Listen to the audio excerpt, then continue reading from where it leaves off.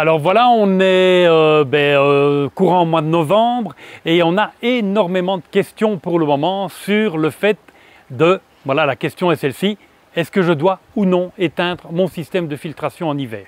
Ça va dépendre surtout de l'hiver qu'on va avoir.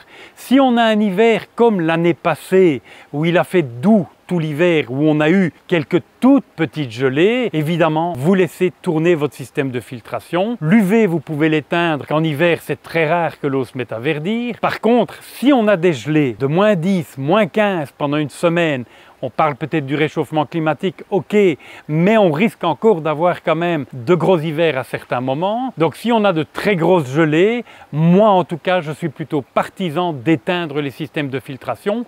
Pourquoi ? Parce que lorsqu'il fait très froid dans l'air, vous allez refroidir toute la masse d'eau. Il faut savoir que l'eau est dans sa phase physique la plus lourde quand elle est à 4-5 degrés. Donc une eau à 4-5 degrés, elle coule par rapport à une eau à 2 degrés ou par rapport à une eau à 10 degrés. L'eau la plus lourde en hiver, elle reste dans le fond, donc l'eau à 4-5 degrés. Et si avec votre pompe, vous reprenez l'eau du fond, vous la ramenez en surface, vous allez refroidir toute la masse d'eau et vous risquez d'avoir un bassin qui va avoir 1 ou 2 degrés durant tout l'hiver lorsqu'il va geler, et ça les poissons ne vont pas apprécier. On peut éteindre sa filtration quand il fait fort froid, c'est pas avec un calendrier qu'on joue. Donc c'est pas ah on est fin octobre, j'éteins ma filtration. Non, on regarde la météo à long terme. Si on n'annonce pas de grosses gelées dans les 15 jours à venir, laissez tourner votre filtration, c'est toujours ça de prix par rapport à la crasse qui va être produite et que votre filtre va arrêter. Les deux manières, hiver doux, vous laissez tourner votre filtration tout le temps, mais vous pouvez couper votre UV.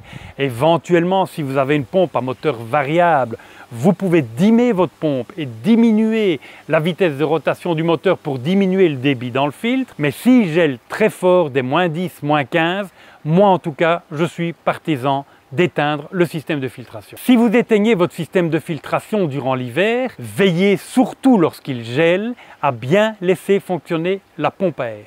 La pompe à air est vraiment le système miracle pour empêcher la glace de se former complètement sur le bassin. Le problème de la glace, c'est quoi? C'est que vous allez avoir une couche complètement hermétique en surface du bassin, et s'il n'y a pas de trou dans cette glace, vous allez avoir un phénomène d'intoxication pour les poissons, où soit ils vont mourir intoxiqués au CO2, soit ils vont manquer d'oxygène. Donc, avec une pompe à air, ça va toujours laisser un trou dans la glace.